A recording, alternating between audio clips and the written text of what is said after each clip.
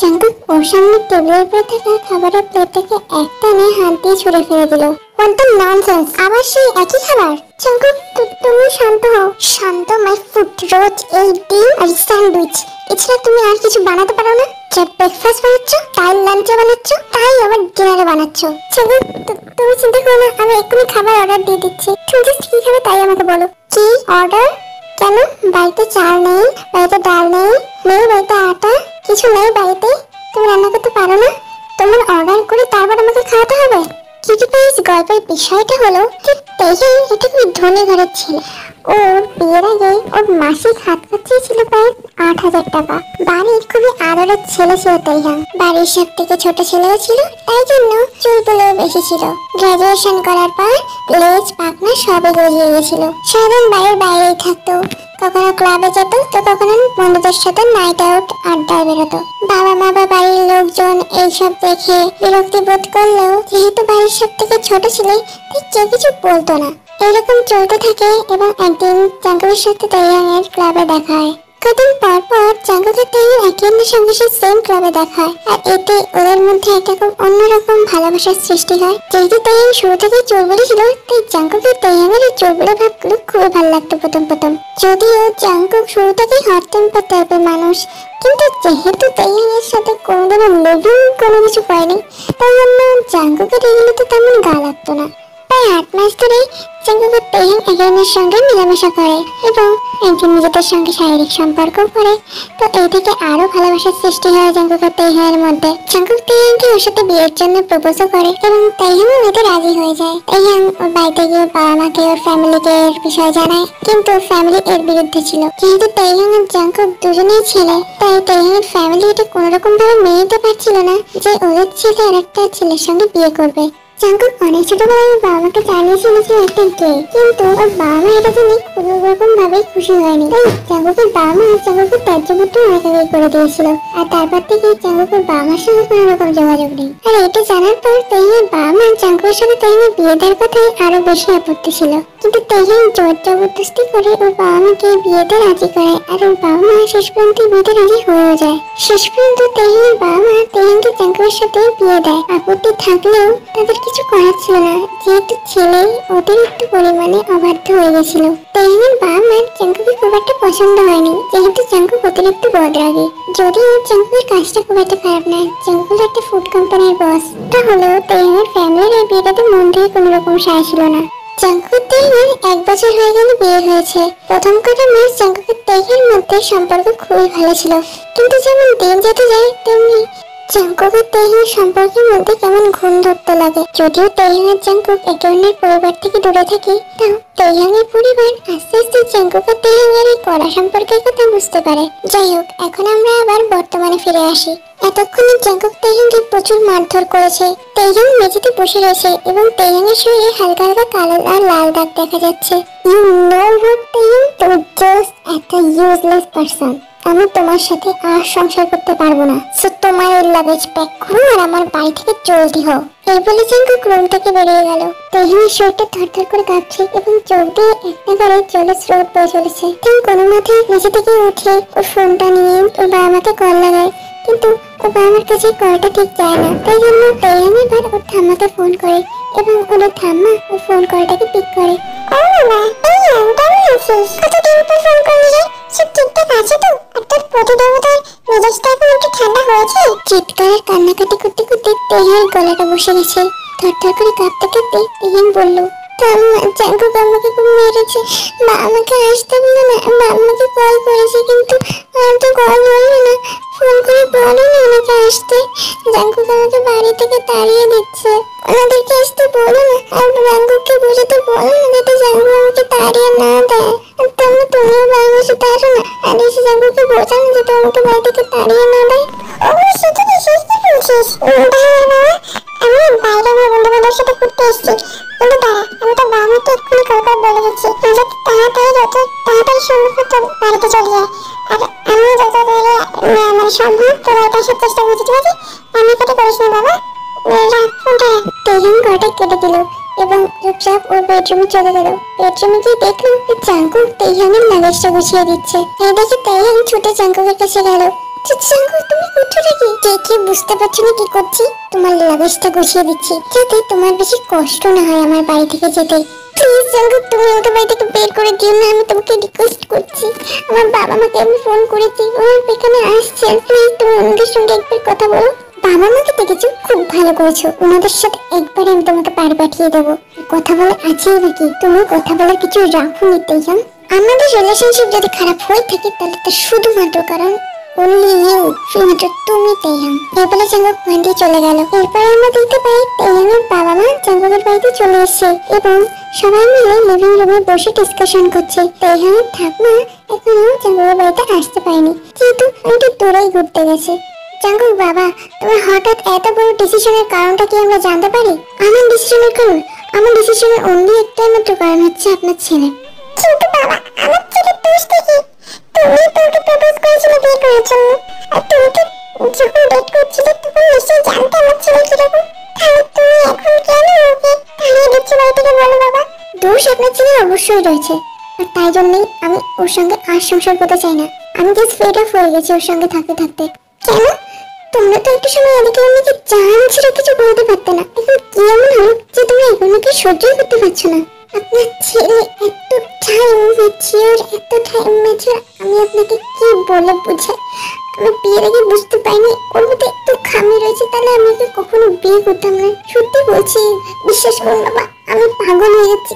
আমার মাথায় আমার বিজনেস নিয়ে এতটা প্রেশার, তারপরে আমার সংসারে এতটা প্রেশার। আপনার ছেলে আমাকে পাগল করে দিচ্ছে পুরো। আপনি জানেন না বাবা, ও একদম রান্না পর্যন্ত করতে জানে না। ও যে রান্না ব্রেকফাস্টে বানায়, সেটা লাঞ্চে বানায়, সেটা ডিনারে বানায় প্রত্যেক দিন। আর যখন বলি ভালো কিছু রান্না করতে, তখন বলে আমি তোমাকে অর্ডার করে খাচ্ছি। বিশেষ করুন বাবা, ও আমার একটা কথাও শোনে। আমি যে ওকে নিয়ে কি করবো? আমি আর ওর সাথে থাকতে পারলাম। বাবা প্লিজ আপনি ওকে নিয়ে যান। না আমি যাবো না। তুমি যাবা না? তাতে কি আমার মাথা খারাপ বাড়িতে থাকা? তুমি তো চাকরিও করো না, গ্রাজুয়েশনের পর আমাকে উঠতে উঠতে বিয়ে করলে, কিন্তু একটা চাকরিও নিলে না। না পারো ঘরে কোনো কাজ করতে, না পারো রান্না করতে। আমি কি তোমাকে বসে বসে খাওয়াবো নাকি? ওগো, আমার প্রেশারটা বেড়ে যাচ্ছে। আমার মনে হয় না বেশিক্ষণ আমি থামিয়ে রাখতে পারবো নিজেকে। এখনকার মতো প্রেশারটা বাড়িয়ে না, প্রেশারটাকে প্লিজ তুমি থামিয়ে রাখো। আমাদের ছেলেটার একটা ব্যবস্থা করতে হবে। এদিকের প্রেশার বাড়লে হবে না। আমিও তো নিজেকে কন্ট্রোল করে রাখছি নাকি?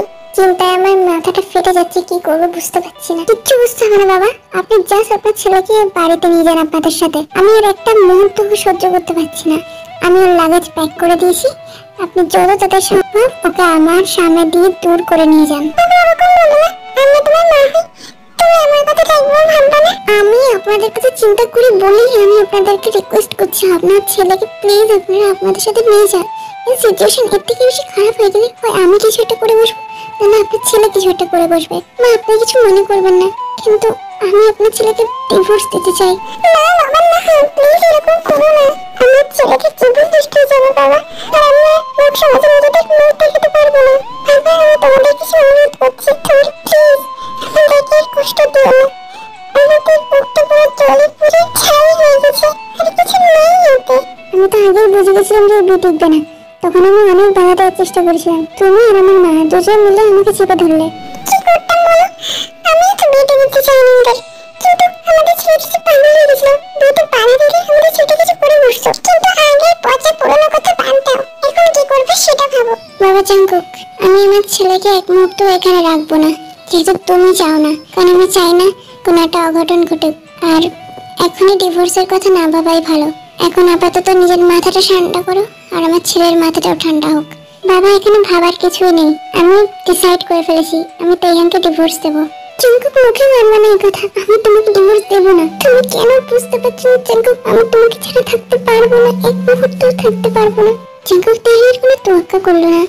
বাবা এই যে তেইহাংয়ের লাগেজ, ওকে নিয়ে আপনি চলে যান। ডিভোর্স পেপারটা রেডি হয়ে গেলে আমি সাইন করে আপনাদের কাছে পাঠিয়ে দেবো। তেইহাং যেন ওই পেপারটাতে সাইন করে দেয়। এরপর তেইহাংয়ের বাবা মা তেইহাংকে অনেক জোর জবরদস্তি করে জাঙ্কুকের বাড়ি থেকে তেইহাংকে বের করে আনে। এরপর বাড়িতে এসে আমরা দেখতে পাই রাতের বেলার দিকে তেইহাংয়ের রুমের মধ্যে রুমটাকে ভেতর দিক দিয়ে লক করে কান্নাকাটি করছে বিছানায় শুয়ে। ঠিক এরকম সময় তেইহাংয়ের একটা কল আসে। কলটা ছিল তেইহাংয়ের বেস্ট ফ্রেন্ড জিমিনের। কলেজ টাইম থেকে জিমিন তেইহাংকে খুবই পছন্দ করে, কিন্তু কখনো প্রপোজ করতে পারেনি। আর যখন প্রপোজ করার ডিসিশন নেয় তখন অলরেডি জাঙ্কুক তেইহাংয়ের জীবনে চলে এসেছিল, তাই জন্য সাহস করে উঠতে পারেনি।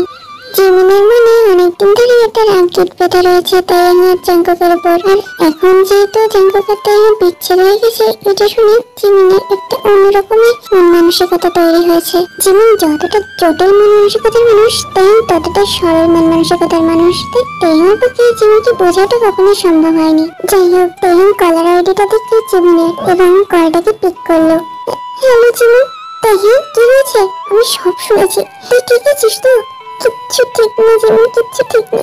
আমার জীবন ঠিক পুরো শেষ হয়ে গেছে। আমি কখনো ভাবতে পারিনি আমার সঙ্গে এরকম একটা জিনিস হবে। যাকে আমি সব থেকে বেশি ভালোবাসি, সেই আজকে আমাকে নিজের থেকে এতটা দূরে সরিয়ে দিল। জিমিন, বিশ্বাস কর, আমার পক্ষে জাঙ্কুককে ছেড়ে বাঁচা অসম্ভব। Wait wait wait Taeyang, are you sure এটা সব জাঙ্কুকের দোষ? আমার তো মনে হয় না।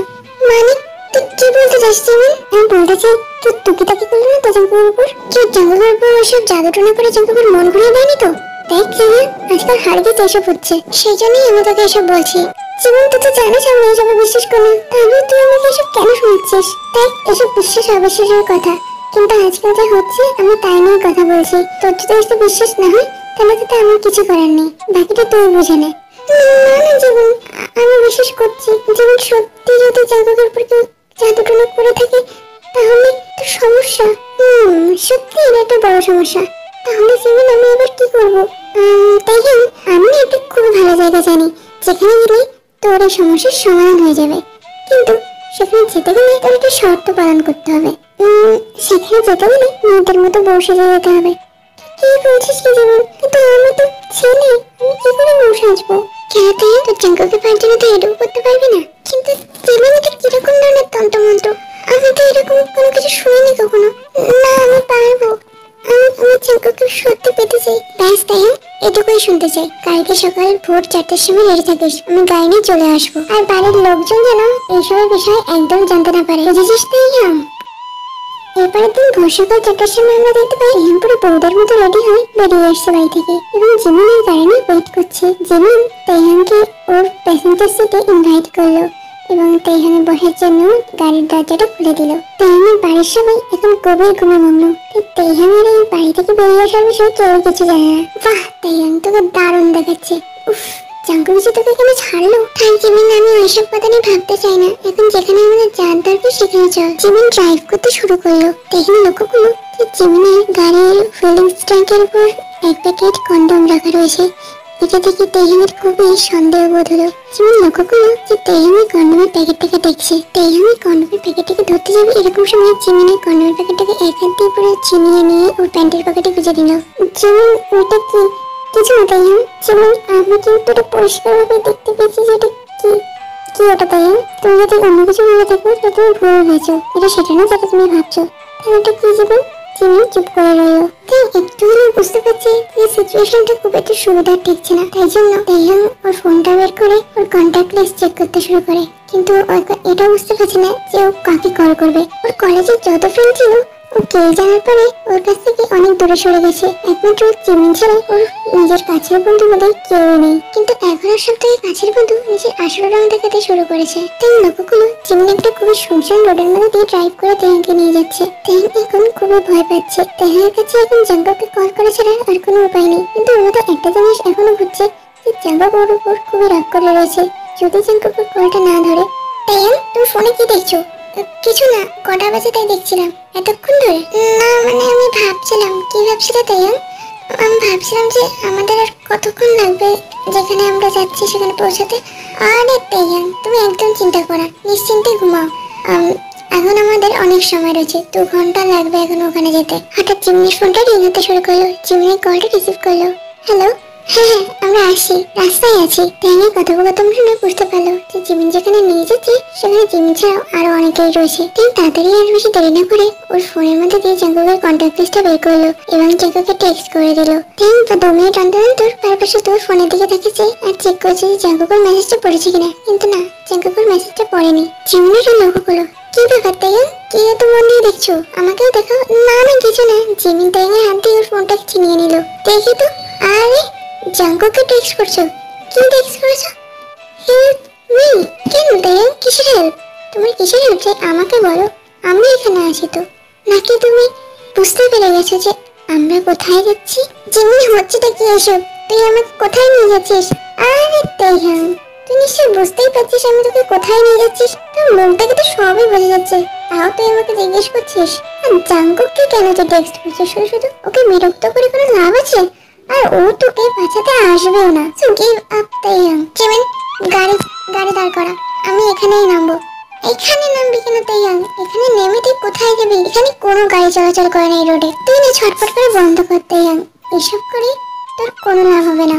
আমাদের সঙ্গে চল আর আমাদের সঙ্গে এনজয় কর। মানে মানে তুই যেখানে নিজে নিজে আরো লোক রয়েছে তাই না? Jimin, just stop the car. Taehyung চুপচাপ গাড়িতে বসে থাক, বেশি কথা বলবি না। বেশি কথা বললে তুই প্রবলেমে পড়বি, বুঝেছিস? চুপচাপ আমার সাথে চল আর যা বলবো তাই শুনবি, বুঝেছিস?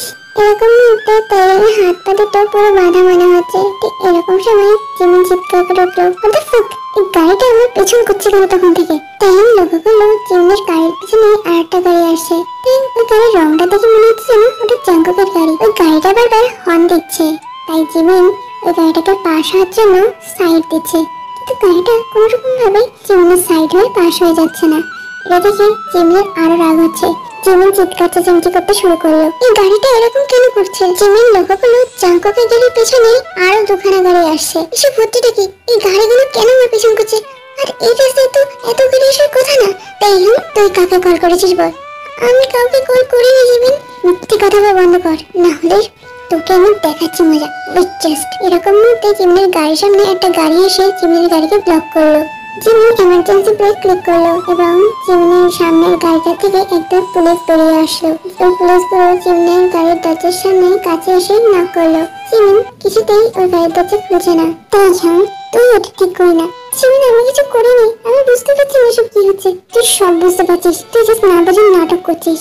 ওই পুলিশের দলগুলো জিমিনের গাড়ি থেকে ওদের বন্দুকগুলো তাক করলো। জিমিনের গাড়ি থেকে ছট করে বেরিয়ে আসলো। ওটা ননসেন্স, এসব হচ্ছেটা কি? যেখানে দাঁড়িয়ে আছেন সেখানেই দাঁড়িয়ে থাকুন মিস্টার পার্ক জিমিন। কিংবা আমি সে জিমিনের হাতে হাত করে পরিয়ে দিল। ওটা হেল, এসব মানেটা কি? আমার দোষটা কি?